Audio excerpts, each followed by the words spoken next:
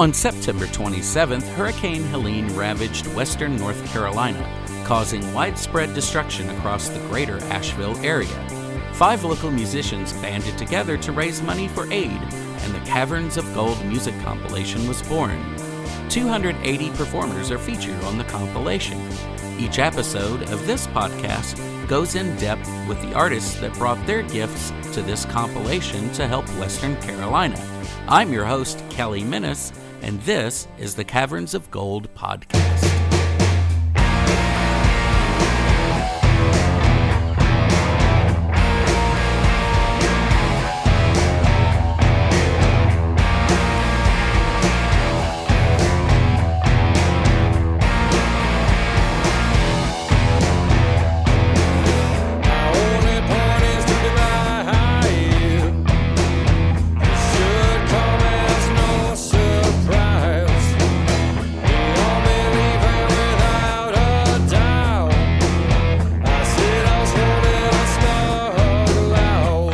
Michigan transplant Liam McKay is the longtime singer and guitarist for Asheville area heavy indie rock band Call the Next Witness.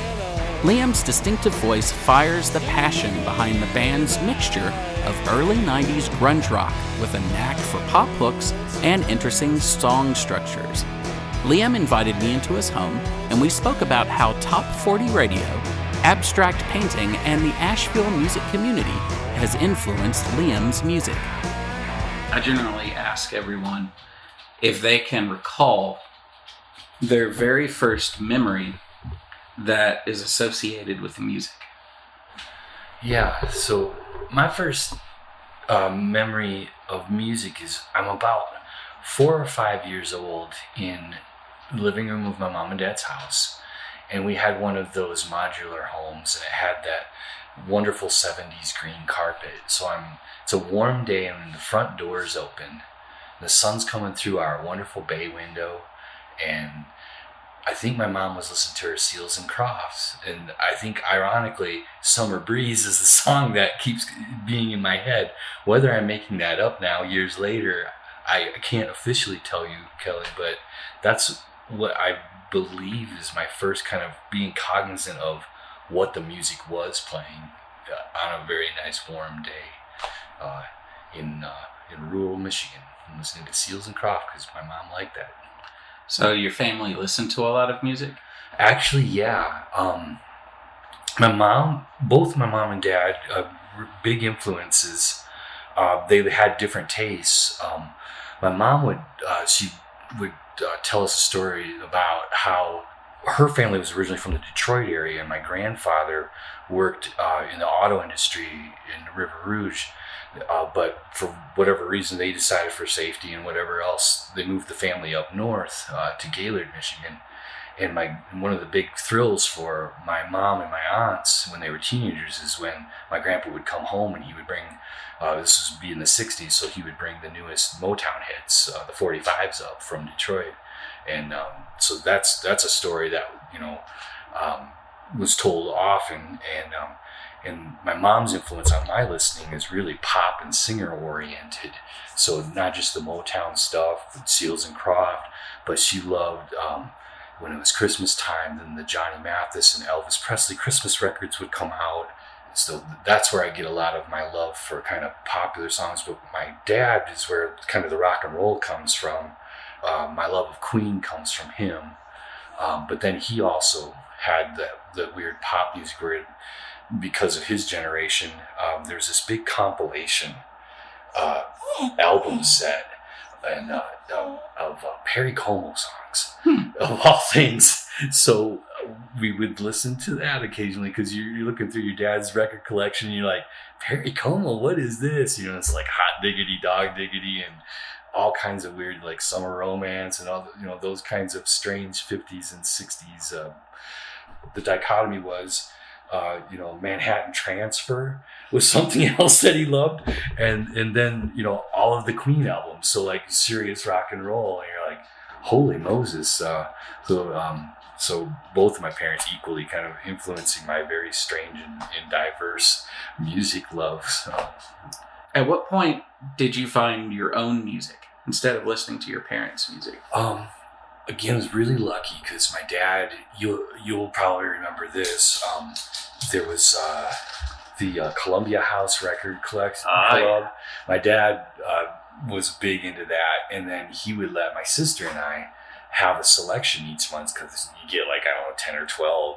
And then I just listened to the radio, as a preteen and teenager. One of the early records that was my own were the early Stray Cats records.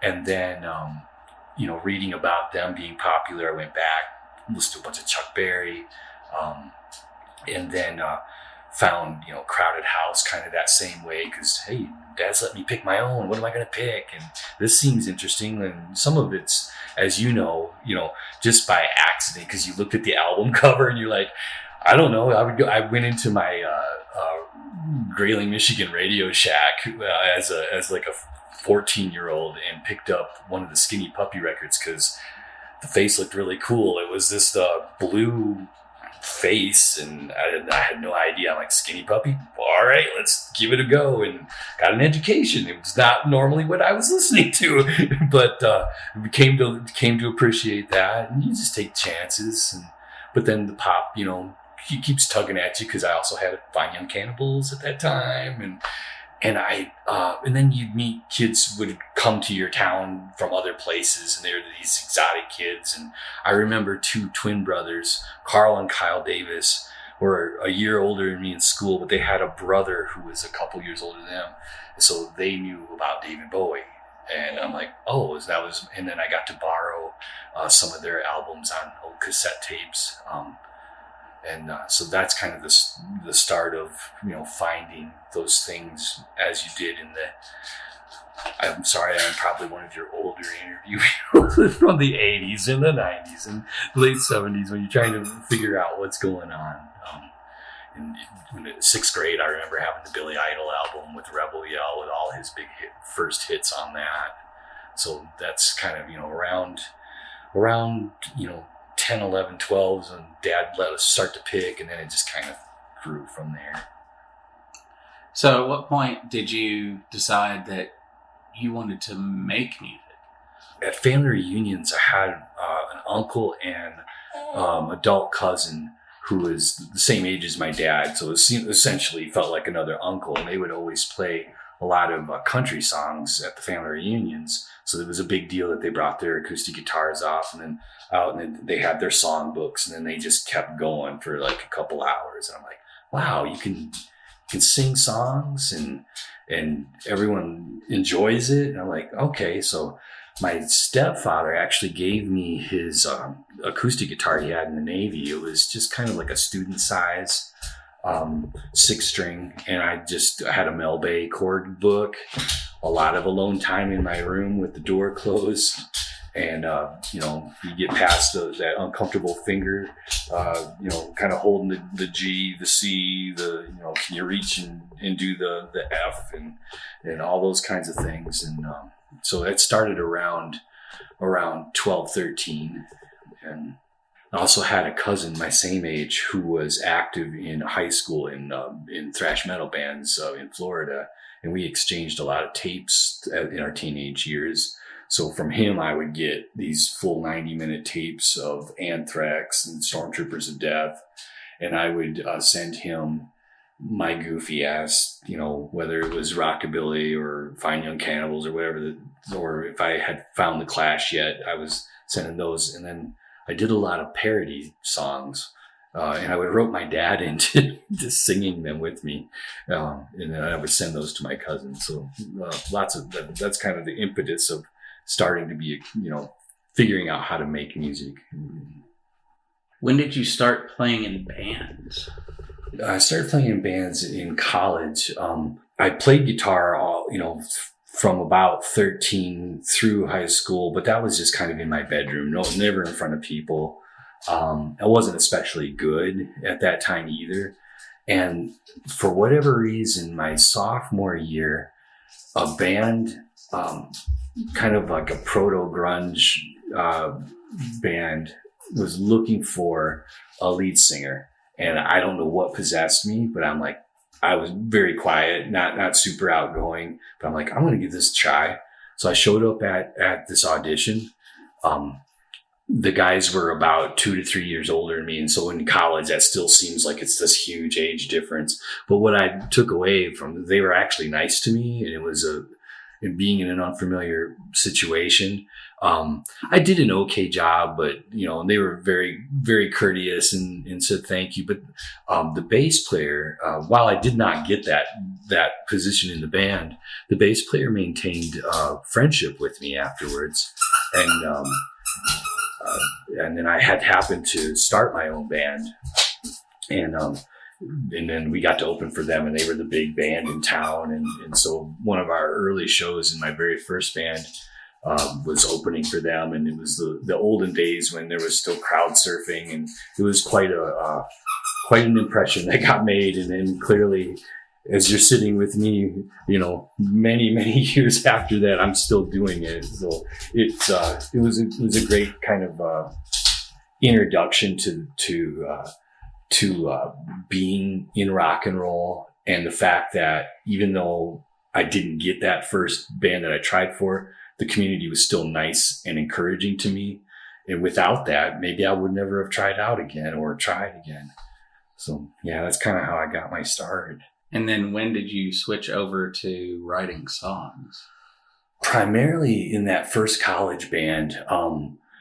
In that band, it was a 5-piece, and I was mostly just the singer. So I was just coming up with words and melody. We had a really great writing relationship. These young guys, if you weren't in class, you didn't have a part-time job, we would cram into these soundproof cubicles in the basement of some dormitory.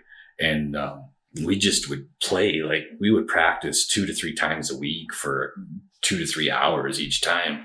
And we, in those days, I had 2 great guitar players, and they would come in with an idea of a progression. And then the rhythm section would add their cool parts, and I just had to find my way to put the voice over it. Later, with people graduating and stuff, I started to play guitar a little bit more, or fill in occasionally if somebody was, we lost one of our guitar players for like 9 months in that time. This group was together for 4 years, and our one guitar player did this internship, and then he went missing, and then he came back to town and he had gotten married, and we're all like 21, 22 years old. So it was a very wild story. So, but then he comes back, and then, we just pick up where we left off. But while he was gone, every once in a while, I'd pick up the guitar and help do a little rhythm and things like that.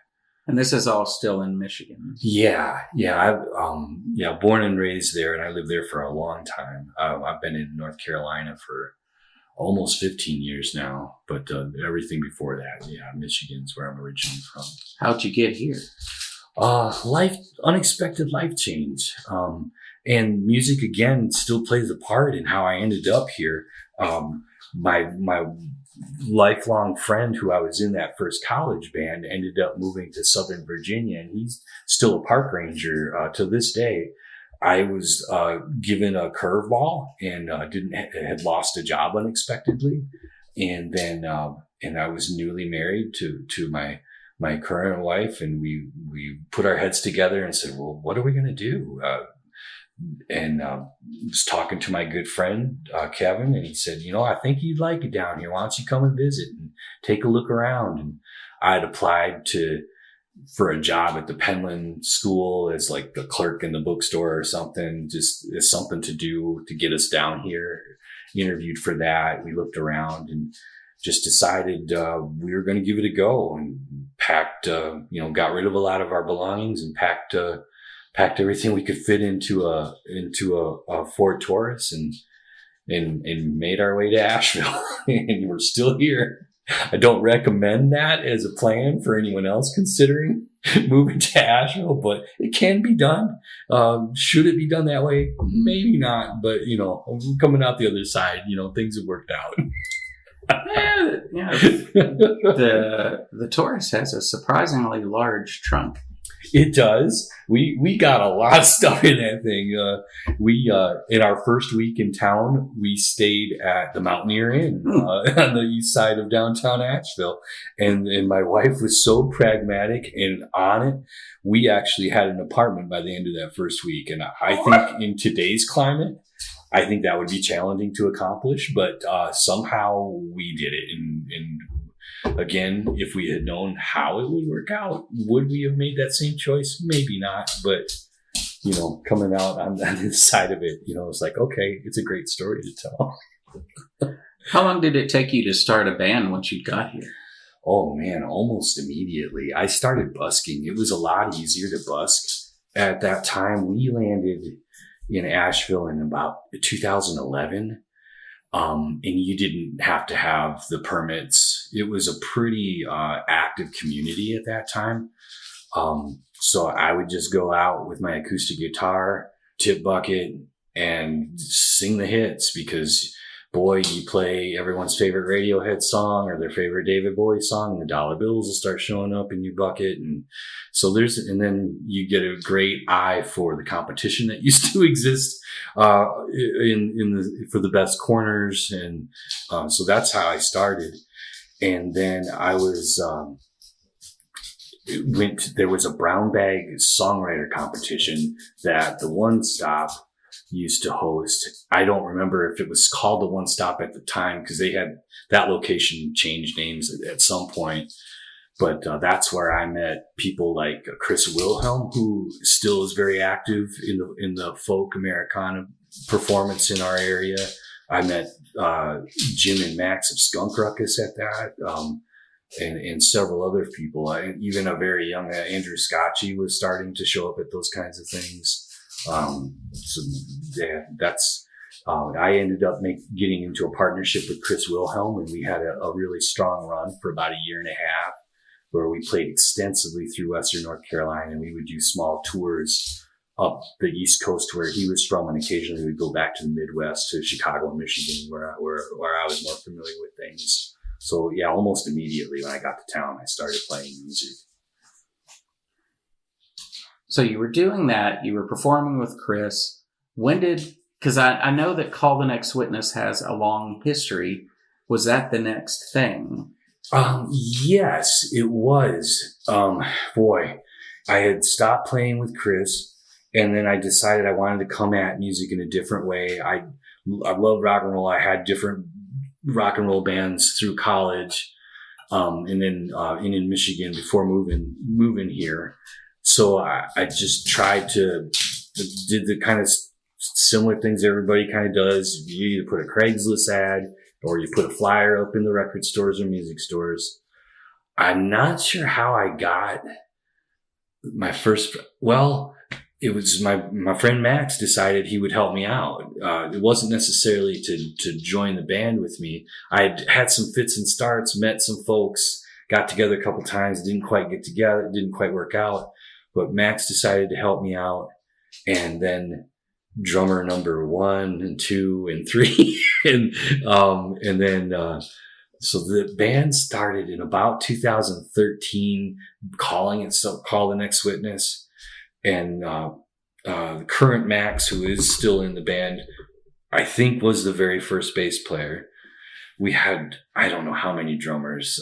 We had a drummer that we still stay in touch with, a very dear man named David, who played Cocktail Kit. So we were a weird 3-piece, and we would play places like restaurants and beloved venue that unfortunately is no longer with us. The Root Bar was a staple up until Helene, of course. And then Skunk Ruckus had lots of different periods of time when they got really busy. So Max had to step away for a while. So then found another gentleman who's been in the area a long time, Scotch LaSalle-Blanier, who's been in so many bands, super talented, powerful bass player. He came and played with me for several years.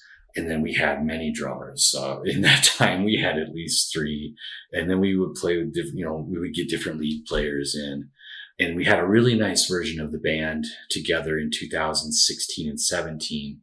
And unfortunately, as developing your friendships with your bands. Our guitar player at that time, a real brilliant dude named Ryan, his wife had some health issues and he had to step away. And then we just kind of thought, well, we've tried so hard to all these different versions of the band. So that kind of essentially ended at that point and took a kind of a break. And so let me stop there. That's kind of the pause and Call the Next Witness. And there was a few other little fits and starts. And then it got really exciting again in 2019 when a certain somebody moved to town from Texas.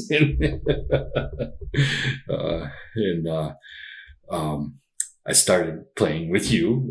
It's one of the best stories I've ever had. I don't get to tell this one as often as I would like to, but for anyone listening to this, I can attest this is the most successful Craigslist posting response I've ever had. It was Mr. Kelly Minnis, because he was getting ready to move to Western North Carolina from Texas and started messaging me. He's like, I'd be interested. I'm moving to the area. And I was working with another bass player and we were trying to find a drummer and we kept on having all these auditions. And I was like, man, I really appreciate your interest. I don't know if we'll have somebody by then. And I was not used to someone being so proactive and actually liking the music that we were trying to make. And then, thankfully, I was smart enough to say, yes, Kelly, I'd love to play with you. And that got Max back in the fold. And you guys were both kind enough to just let me use the old band name again, because I wasn't very creative to think, hey, we're going to start a new band. We could call it anything. But you guys let me use the old name. So I know that concurrently with Call the Next Witness, you also perform as Father is Lost, which I suppose probably harkens back to your busking days. But I also know that you perform original songs as Father is Lost that you don't perform with Call the Next Witness. And I find it interesting, as someone who does this myself, how one decides that they're writing a Father is Lost song versus writing a Call the Next Witness song. Are the two separate enough in your mind? They are. And I really like this question. Thank you, Kelly. What I have with Call the Next Witness is what I consider a really lovely collaboration. Yeah, primarily I'm probably still bringing the chord progression and the melody in, but what I gain out of it with working with other skilled musicians is that help with arrangement, that help with editing, the sounding board of, does this actually work? So what I like about those songs is I'm bringing those ideas on purpose, knowing that they're going to get changed, and I'm expecting that. And I've been so pleasantly surprised with how much better some of my ideas become. One song in particular that still floors me to this day is a song called Captain's Right. If you bring it down to its core, the verse is just essentially two chords. And if I play it on an acoustic guitar, you go, oh, this guy's just a singer-songwriter. However, I play an electric guitar, and I have Max Steele play a bass line that he wrote, and it just changed it into a rock and roll song instantly. And the reason why I think that song works is because that bass line is so good. The Father's Lost stuff you make a great insight. It's, that is my way back to kind of just, if I'm not thinking I'm going to develop something, or it's my singer-songwriter, my Americana influences, my pop influences kind of go there. The rock and roll is Call the Next Witness. So it is a line for me.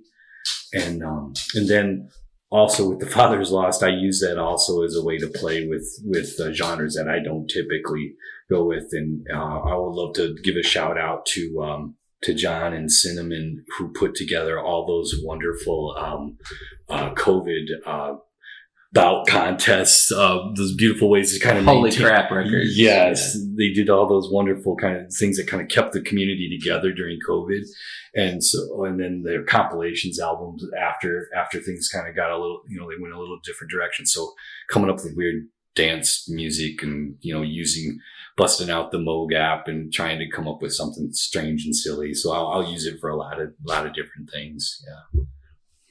You moved here 15 years ago. Asheville was still kind of crunchy then. Yeah. Still very tie-dye. Yeah. I mean, I suppose that's still here. That's still at the very basis and the root of what the Asheville rock music scene is still based upon. But you're kind of, an iconoclast doing something that you almost had to make a scene for it. I think you're onto something. I can't say that Call the Next Witness is like the progenitor of the rock scene here, because there are some other bands, and there's so many more that actually more active and probably more responsible for driving the community part of it that is making it thrive so well right now.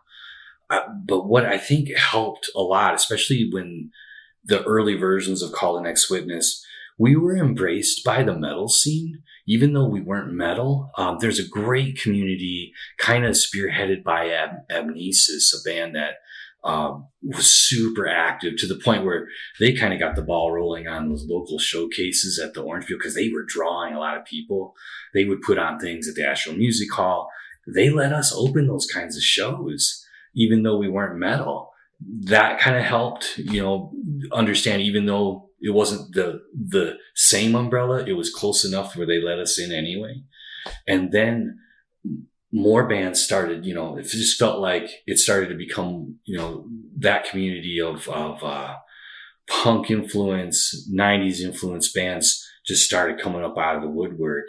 A really great interaction I had that kind of, I feel like, is one my kind of start into this really great heyday that we're enjoying from 2019 to now, is Brandon from the Deathbots came out to one of our early shows at Fleetwood's. And, I'm not a super outgoing guy, but it was one of those instances where the other person says, "Hey man, I really like what you're doing. And I think we should play shows together." And then it just kind of kept snowballing from there. And then we have this fantastic community now with so many great bands. And now it feels like it's easier because, we just kept finding a way. People are nice to you and they let you in anyway, even though you're the ugly duckling, so I feel it's a great community that support one another. No one's trying to put on airs when we get together to put on our shows, and it's not usually an issue, whether you play first, play second, or you headline. Play last because you booked the show. I agree. I don't know. I've always joked that I could fill a week-long fest called the 10:30 Fest from all the bands that are like, I'm happy to play the show with you, but we need to play second. Yeah, everybody wants to play 10:30 Fest. Yeah. It's a nice spot to play. I have to admit that too. But my thing is, and I probably shouldn't tell my secret, but I don't ever mind playing first. And I'll just leave it at that because other bands have to play after you. That is true. That's about the nicest way I have to say that. I wonder if there's anything about Western Carolina and living in this area that has affected your songwriting, either influenced it or changed it in any sort of way. That's an excellent question. I know my singing voice has changed in my time here. Not like so drastically that someone wouldn't know it's me from a recording I made back in the aughts. Like, you still know it's me, but I know there's a different quality that's come into my voice.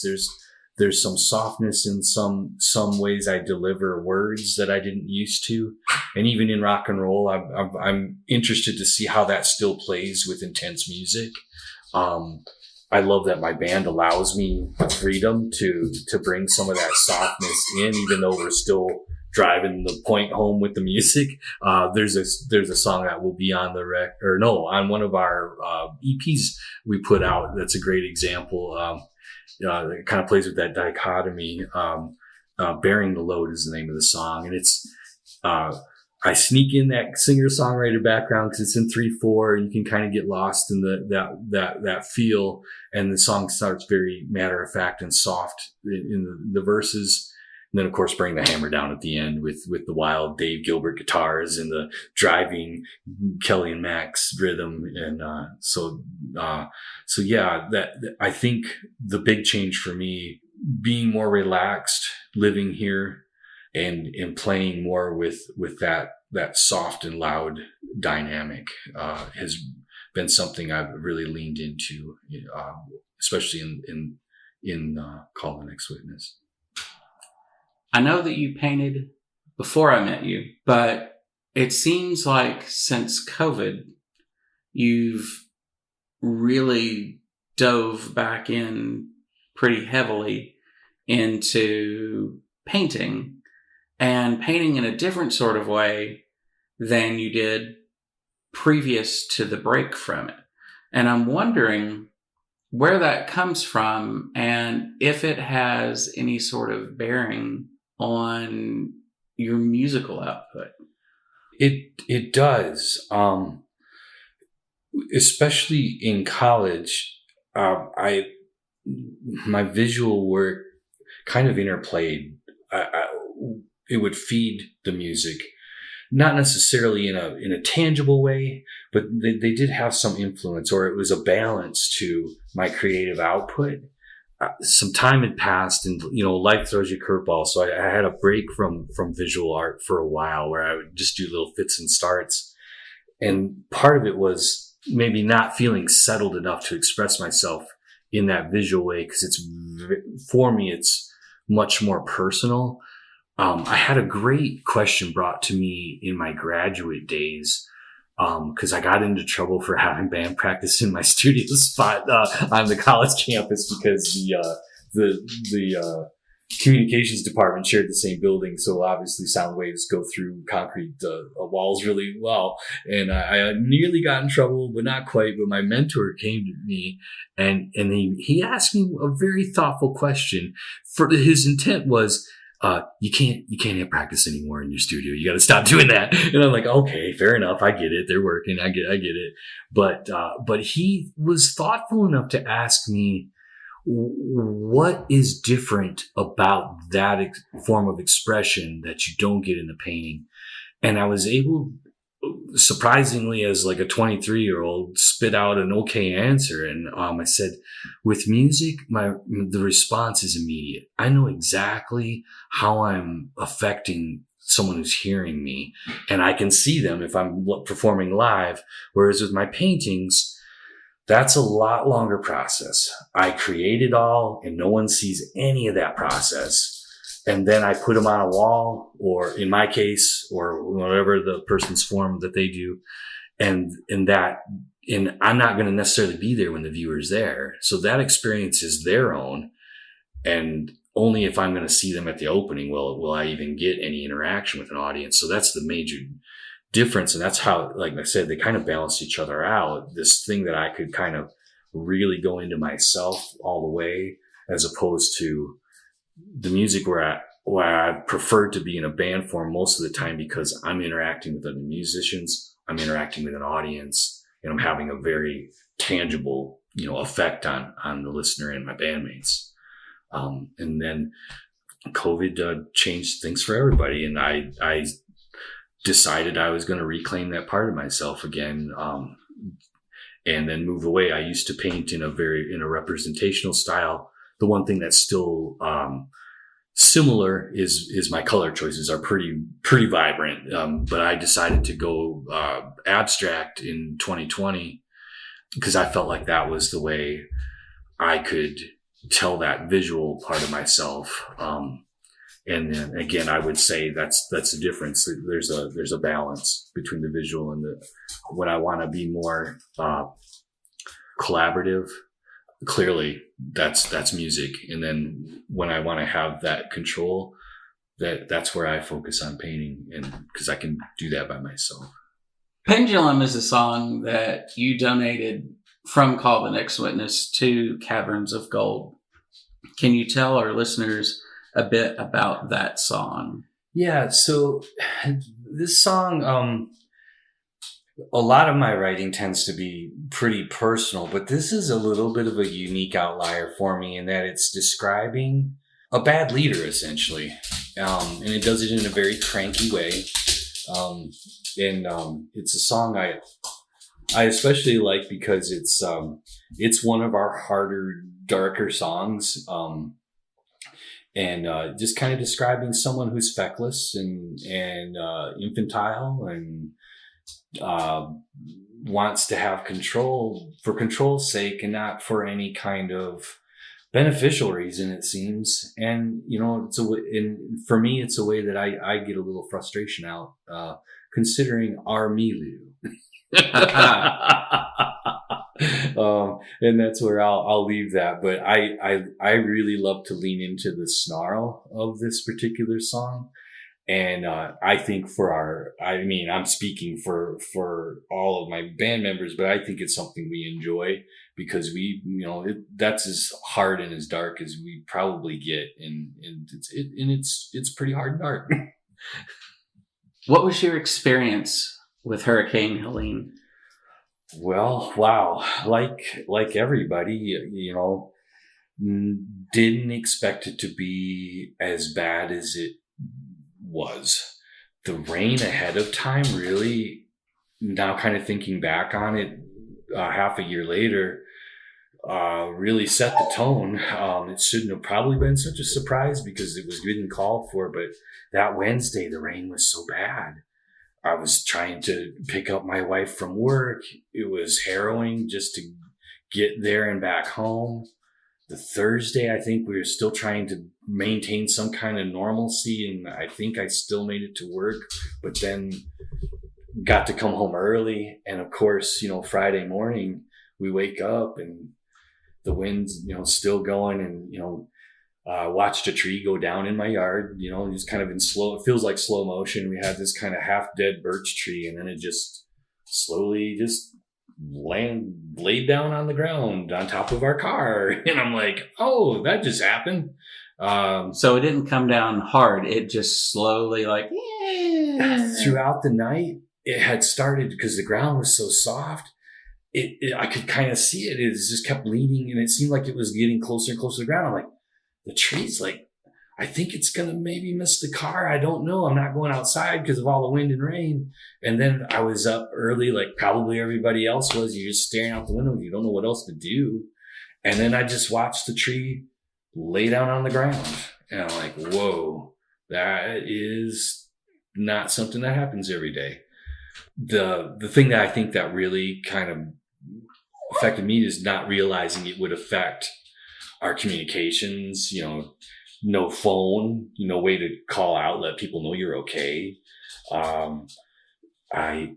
We had to, if we stood in a certain spot in the front yard, I ended up making my first contact with anyone outside of our neighborhood on the Saturday of that weekend to one of my former bosses who lived out in California. And I can't tell you why did my text message get through to California when I could not call my friend Kelly, who just lives a few miles from me, or anyone else in the more immediate area. So yeah, a lot of surprise. I mean, I'm sure my story is not that uncommon from so many other people's stories. Yeah. That was the first few days, just kind of just taking in the magnitude of what this was. And really not having a whole lot of conscious thought of other than just getting through each day and figuring out how to keep moving forward. And that was the one thing too that helped in that first week, especially, is, our next door neighbors helped us bring us a few things because they could get out fine, and they, a few necessities. Another across the road neighbor came and got the tree off our car so I could go back to work, and all those kinds of things. You came and took us out for grocery shopping. You couldn't get down our road all the way. Just things that you never imagined to happen. And I think the solace I took was, the goodness of your neighbors and your friends, that we rallied together in this just unbelievable time to just, all right, we're going to be okay and we're going to help each other. And I know I took a lot of solace in that. It really, really helped get through that first week for sure. Knowing that, there were folks that are going to help you no matter what's going on. What's coming up next for Call the Next Witness? We're in a really interesting spot. We are closing in on completing a full-length album. It will be our first full-length album. Pretty excited about it because I feel like it's a great measure of where we've been over the last 3 years. We started this project a couple years ago, and then decided we had a couple more songs we wanted to include on it. So it's taking kind of those. I think what I've learned in this experience, why you see bands have breaks between records, I'm like, because life happens in between, and we've navigated COVID, we've navigated sabbaticals of members, and then a big storm, and we're like, we're gonna get this album done on its own time, but we think it's going to happen this year. And we've got 10 songs, and we're feeling really good about them. The song Pendulum from Caverns of Gold will be among those songs, and a couple other surprises we hope our friends will enjoy when we finally put it out. Yeah, looking real forward to it. Call the Next Witness has a show coming up in the Asheville area April 26 at Fleetwood's, playing the music of the Rolling Stones for the Halloween Covers Show. The band's music can be found on Bandcamp at callthenextwitness.bandcamp.com. Caverns of Gold is hosted and produced by Kelly Minnis, and he wrote and performed the theme music. Caverns of Gold can be found on Facebook and Instagram, as well as at cavernsofgold.bandcamp.com. Thank you for listening.